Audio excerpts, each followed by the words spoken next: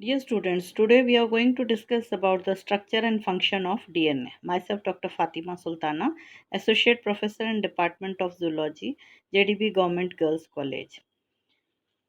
We had discussed about the nucleic acids. Nucleic acids are of two types, DNA and RNA. We are discussing about DNA. DNA जो है जिसको हम nucleic acid कहते हैं, ये nucleotides का बना हुआ होता है। और न्यूक्लियोटाइड्स का मैंने पूरी तरह से पिछले वाले जो लेक्चर है उसमें एक्सप्लेन किया था कि ये तीन कंपोनेंट्स का बना हुआ होता है, पेंटोज शुगर, फॉस्फेट ग्रुप और नाइट्रोजनस बेसिस। और ये नाइट्रोजनस बेसिस जो है दो प्रकार के होते हैं, pyrimidines and purines. The nitrogenous bases are of two types, pyrimidines and purines. Pyrimidines जो है वो साइटोसिन एंड थाइमिन होते हैं और प्यूरिन्स जो है वो एडेनाइन एंड ग्वानिन। और न्यूक्लियोटाइड्स जो है वो एक दूसरे से किस तरह से लिंक्ड होते हैं, ये फॉस्फोडाइएस्टर बॉन्ड्स। और ये जो बॉन्ड है, जो 5 फॉस्फेट ग्रुप है एक न्यूक्लियोटाइड का, वो दूसरा 3 हाइड्रोक्सिल ग्रुप के साथ जुड़ा हुआ रहता है। So a nucleic acid strand has a free phosphate group at the 5 end and a free hydroxyl group at the 3 end। जैसे कि आप इसमें देख सकते हैं क्लियरली कि जो फॉस्फेट ग्रुप है वो और शुगर, ये जो है बैकबोन का काम करते हैं। और उस शुगर के साथ दूसरी तरफ पे जुड़ा हुआ रहता है नाइट्रोजनस बेस। और फॉस्फेट ग्रुप जो है ये शुगर के साथ फॉस्फोडाइएस्टर बॉन्ड, एक जो है 5 कार्बन, जो 5 एंड है वो दूसरे के 3 एंड के साथ बॉन्ड बनाता है, कोवलेंट बॉन्ड। और ये जो बॉन्ड्स हैं एक दूसरे से लिंक हो करके जो है ये पूरा एक बैकबोन का काम करते हैं। तो एवरी टाइम वी सी कि जो ऊपर वाला शुगर और नीचे वाला शुगर है उन दोनों के बीच में जो है फॉस्फेट ग्रुप होता है, जो दो डायस्टर बॉन्ड्स, कोवलेंट बॉन्ड्स के साथ जो है वो उस शुगर को अटैच करता है। तो आप ये स्क्वायर बॉक्सेस में क्या देख रहे हैं, मोनोमर्स। क्योंकि एक न्यूक्लियोटाइड को हम मोनोमर कहते हैं जिसमें फॉस्फेट ग्रुप, पेंटोज शुगर और नाइट्रोजनस बेस होता है। तो ये मोनोमर्स एक दूसरे से अटैच कैसे हो रहे हैं, फॉस्फोडाइएस्टर लिंकेज के द्वारा जो है ये जुड़े हुए रहते हैं। तो वन एंड पे अगर हम देखते हैं तो 5 एंड, जो कार्बन का जो 5 एंड है वो ओपन होता है जिस पे फॉस्फेट ग्रुप लगा हुआ रहता है। और दूसरी ओर हम देखें तो 3 एंड जो है जहाँ फ्री हाइड्रोक्सिल ग्रुप रहता है। सो डीएनए स्ट्रक्चर जो है वो किसने दिया था, Watson and Crick. Watson and Crick proposed that DNA is made up of two strands that are twisted around each other to form a right-handed helix। ये जो वाटसन एंड क्रिक ने जो डीएनए का मॉडल दिया था, उन्होंने बताया कि ये जो अभी मैंने आपको बैकबोन के बारे में बताया था, ये एक स्ट्रैंड था, इसका ऑपोजिट दूसरा स्ट्रैंड, दोनों मिलकर के दो स्ट्रैंड्स बनाएंगे। और ये दोनों स्ट्रैंड्स जो है वो ट्विस्ट होकर के राइट हैंडेड हेलिक्स की तरह जो है वो डीएनए का स्ट्रक्चर इन्होंने बताया था। और इन्होंने ये भी बताया था कि ये जो डीएनए है दो स्ट्रैंड्स का बना हुआ रहता है जो कि एंटी पैरेलल होता है। एंटी पैरेलल का मतलब ये है that such that the three end of one strand faces the five end of the other। The three end of each strand has a free hydroxyl group while the five end of each strand has a free phosphate group। The sugar and phosphate of the polymerized nucleotides form the backbone of the structure, whereas the nitrogenous bases are stacked inside। These nitrogenous bases are the interior of the molecule, interact with each other base pairing। तो ये जो दोनों strands हैं DNA के वो anti parallel होते हैं। अगर एक साइड का 5 एंड है तो उसका ऑपोजिट नीचे 3 एंड होगा, और उसके बराबर के स्ट्रैंड में जो है वो उसके ऑपोजिट होगा। मैं आपको नेक्स्ट उसमें बताती हूँ जिसमें डायग्राम वाइज आपको समझाती हूँ। तो वाटसन ने क्या बताया था कि डबल हेलिकल होता है डीएनए, जो है वो दो स्ट्रैंड्स का होता है और ट्विस्टेड होता है। और ये ट्विस्टेड होता है, इसके अंदर जो न्यूक्लियोटाइड्स हैं वो एक दूसरे से जुड़ करके जो है वो पूरा पॉलीमराइज हो करके पूरा डीएनए स्ट्रैंड बनाते हैं। तो नाइट्रोजनस बेसिस कौन कौन से हुए, एडेनाइन, थाइमिन, ग्वानिन और साइटोसिन। अगर हम इस ट्विस्टेड जो डीएनए है, if we open this as a ladder model, ladder model का मतलब जैसे सीढ़ी आपको दिखाई दे रहा है, हमने जो ट्विस्ट किया हुआ जो डीएनए है उसको ओपन करके एक लैडर फॉर्म दे दिया है। तो आप क्या देखते हैं, दोनों साइड्स में जो ब्लू कलर में है वो आपका बैकबोन है, और बैकबोन किसका बना हुआ रहता है, phosphate and sugar. Now both the strands which are having the phosphate and the sugar and in between जो लैडर के रंग्स है वो जो है नाइट्रोजनस बेसिस के बने हुए हैं। So now in this figure you can clearly see that one strand has 5 end open at one side, so the other side will be the 3 end, and just opposite to that the next strand complementary to it will be having, अगर नीचे 3 end है तो उसके opposite आप उसको 5 end देखते हैं, और उसके ऊपर जो है आप 3 end देखते हैं।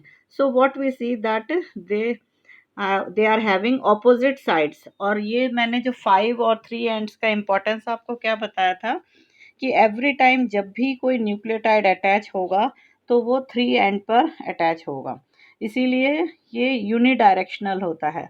तो इसकी जो लेंथ है वो कैसे बढ़ेगी, सिर्फ 3 एंड पर ही नए न्यूक्लियोटाइड्स ऐड होंगे। तो एक एंड पे अगर phosphate group free phosphate group है 5 एंड पे, तो 3 एंड पे फ्री हाइड्रोक्सिल ग्रुप होगा। तो इसके जस्ट ऑपोजिट जो कॉम्प्लीमेंट्री स्टैंड है आप इसमें देखते हैं, 5 एंड जो जिसमें फॉस्फेट ग्रुप ओपन होगा और अवेलेबल होगा, और 3 एंड पे जो है हाइड्रोक्सिल ग्रुप अवेलेबल होगा। So what we see that they are anti parallel to each other. विपरीत दिशा में देख रहे हैं ना आप, 5 2 3 अगर इधर है तो दूसरी तरफ 5 2 3 ऑपोजिट डायरेक्शन में आप देख सकते हैं। So now if we open this, अगर हम इसको पूरी तरह से ओपन करके देखते हैं तो जो ब्लू कलर का जो लाइन था उसमें क्या था, backbone. Backbone consist of the phosphate and sugar. So what we are seeing that the 5 end has free phosphate group and the 3 end has free hydroxyl group, and every time जब भी एक nucleotide attach होगा तो वो 3 and पे जो है उसके साथ जो है वो अटैच होगा, और नाइट्रोजन बेसिस जो हैं दोनों के जो स्ट्रैंड्स हैं, the 2 strands which are anti parallel to each other, they will be attached in between by the pairing of nitrogenous bases. And pairing, I have already explained very clearly that every time a purine will pair with a pyrimidine, that is, adenine will always pair with thymine and cytosine will always pair with guanine. अगर एक strand पे guanine है तो दूसरा जो उसका complementary nitrogenous base होगा वो ग्वानिन का होगा साइटोसिन। इसी तरह से अगर एक स्ट्रैंड पे थाइमिन है तो उसका कॉम्प्लीमेंट्री होगा एडिनाइन। तो every time we see that the pairing is fixed, that is purine का साथ पायरिमिडिन फिक्स होगा, और एडेनाइन और थाइमिन के बीच में जो हाइड्रोजन बॉन्ड्स हैं वो है 2 हाइड्रोजन बॉन्ड्स, और ग्वानिन और साइटोसिन के बीच में 3 हाइड्रोजन बॉन्ड्स आप देखते हैं।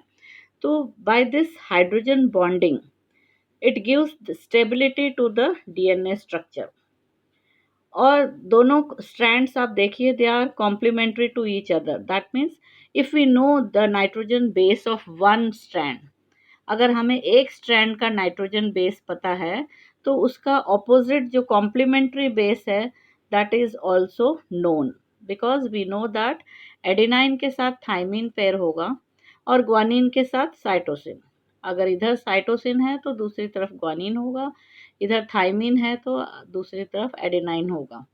तो these two are complementary to each other, and now here it is very clearly known, Chargaff's rule को जो है ये कॉम्प्लीमेंट्री पेयरिंग जो है ये प्रूव करता है कि जितना एडिनाइन होगा लगभग ऑलमोस्ट अप्रॉक्सीमेटली उतना ही थाइमिन भी अवेलेबल होगा, and similarly the amount of guanine, the nitrogenous base, will be very much equivalent to that of the cytosine.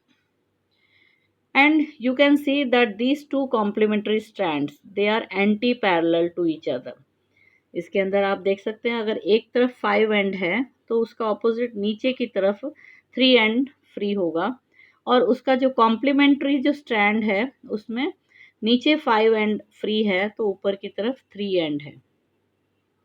तो every time we see that at the 3 hydroxyl group a new nucleotide will be fixed, और ये दोनों strands जो single single होंगे ये आपस में pair करके और डबल स्ट्रैंड का निर्माण करेंगे। Now assume that if these two double strands they are not anti parallel, मतलब दोनों तरफ अगर हम ये इमेजिन करते हैं कि फॉस्फेट और शुगर जो है जिस डायरेक्शन में एक स्ट्रैंड पर है सेम उसी डायरेक्शन में दूसरे स्ट्रैंड पर भी होना चाहिए, तो क्या ये पॉसिबल हो सकता है क्या?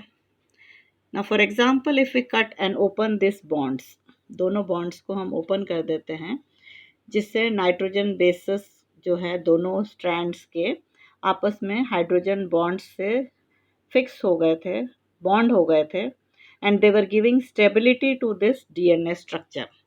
इसको हमने ब्रेक करके अलग अलग कर लिया। अब now suppose if we rotate it and keep it aside, parallel रख दिया हमने इन दोनों को कि 5 एंड दोनों के 5 एंड एक ही डायरेक्शन में दिख रहे हैं, दोनों के 3 एंड एक ही डायरेक्शन में दिख रहे हैं, तो what we see that the nitrogenous bases are not coming in front of each other, दोनों एक दूसरे आमने सामने नहीं आते हैं विपरीत दिशा में, क्योंकि almost the nitrogenous bases are always perpendicular to the backbone. जो शुगर है उसके शुगर और फॉस्फेट का जो बैकबोन है उसके लगभग परपेंडिकुलर होते हैं ये। तो अगर डायरेक्शन सेम हुआ, दोनों का पैरेलल रखे हुए हैं, तो हम क्या देखते हैं नाइट्रोजनस बेसेस जो है वो एक दूसरे के विपरीत दिशा में होंगे और आमने सामने नहीं आ पाएंगे, और आमने सामने नहीं होंगे तो इनके बीच में कॉम्प्लीमेंट्री बेस पेयरिंग नहीं हो सकता है। So to give stability it is very essential कि पेयरिंग होना चाहिए, नाइट्रोजनस बेसेस जो हैं दोनों के स्ट्रैंड्स के बीच में हाइड्रोजन बॉन्ड्स से फिक्स होना चाहिए ताकि उस डबल स्ट्रैंडेड डीएनए को स्टेबिलिटी मिल सके। So now what we see that the double helical structure of DNA, it has a three-dimensional structure. It has a three-dimensional structure and the complementary bases are held together as a pair by hydrogen bonds.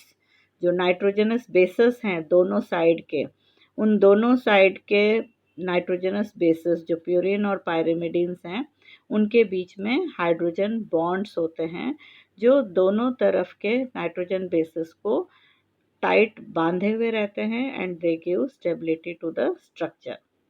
और जो sugar phosphate backbones हैं जो blue colour में आप देख रहे हैं, they run anti parallel to each other so that the 3 and 5 ends of the two strands are aligned. दोनों strands जो है वो एंटी पैरेलल चलते हैं। Now what we see कि ये जो आपने डबल हेलिकल स्ट्रक्चर जो 3 डायमेंशनल स्ट्रक्चर देखा है इसमें ये ट्विस्टेड फॉर्म में रहता है। So now what we see that the two nucleotide strands are held together in their helical structure by hydrogen bonding between bases in the opposing strands. Adenine and thymine form two bonds. Hydrogen के दो bonds बनते हैं adenine और thymine के बीच में, और guanine और cytosine के बीच में 3 हाइड्रोजन बॉन्ड्स बनते हैं।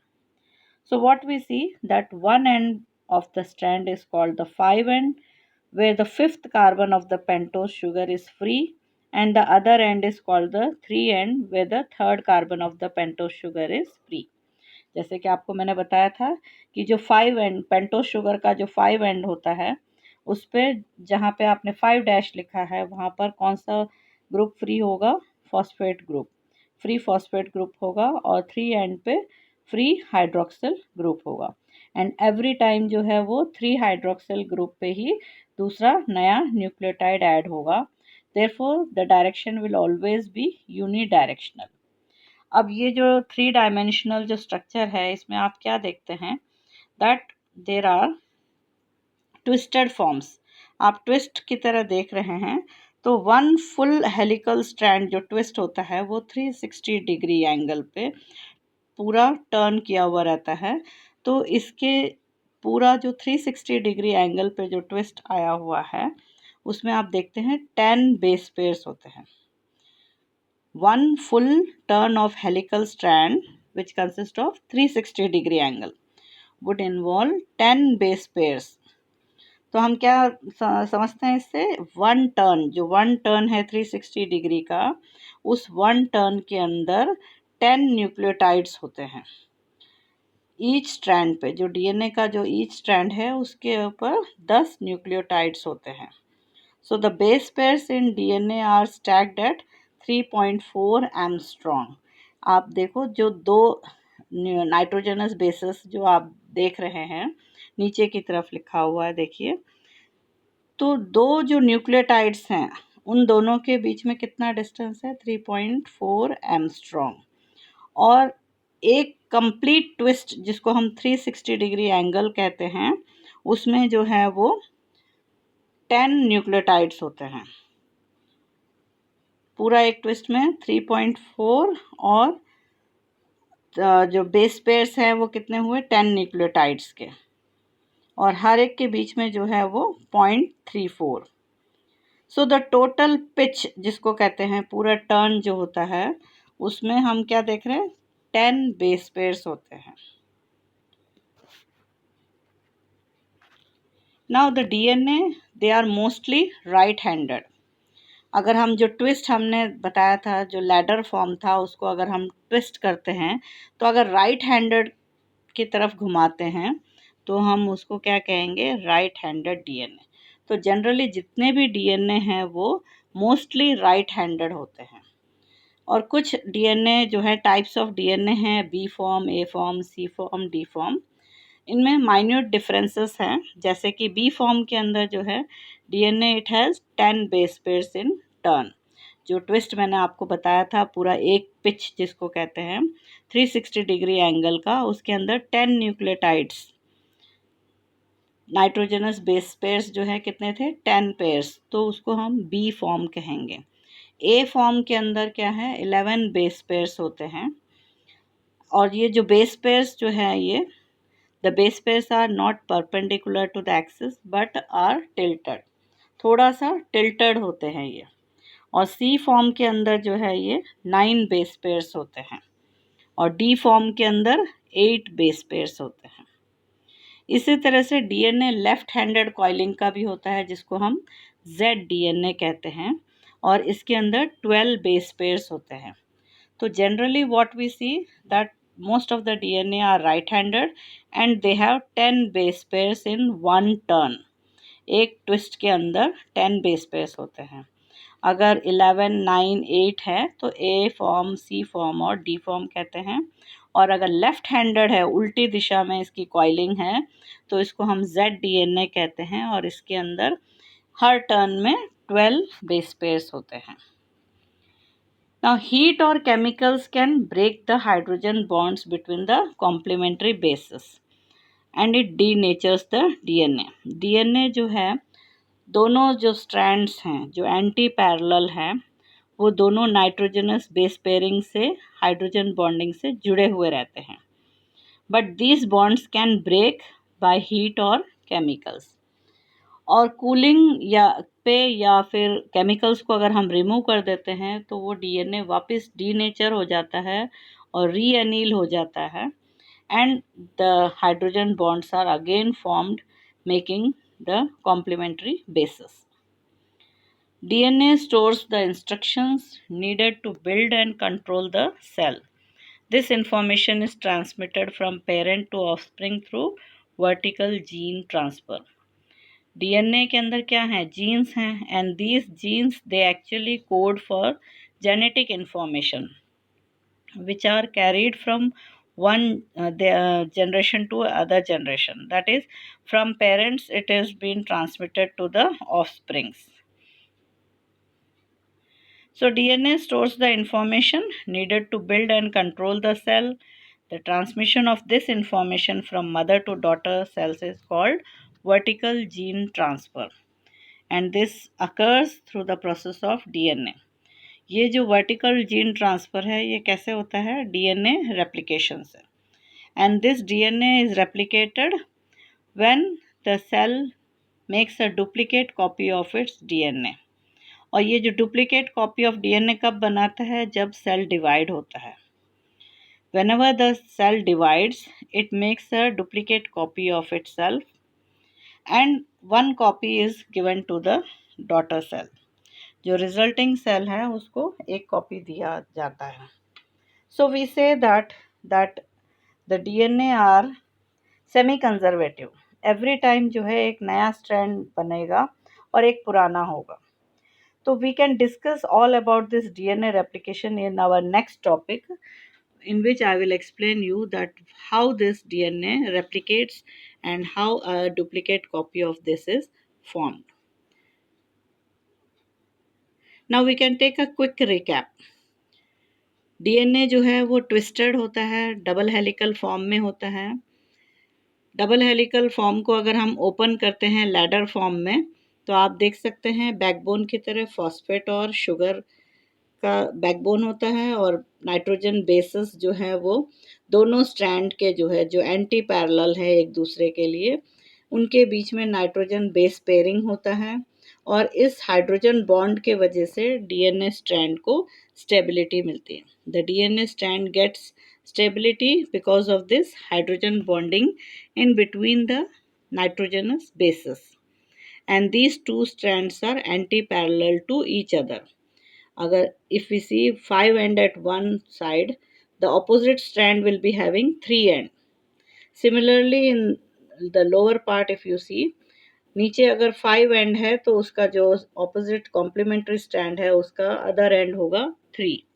So the opposite ends are anti-parallel to each other. Now let's quickly take question answers. Which of the following is not found within?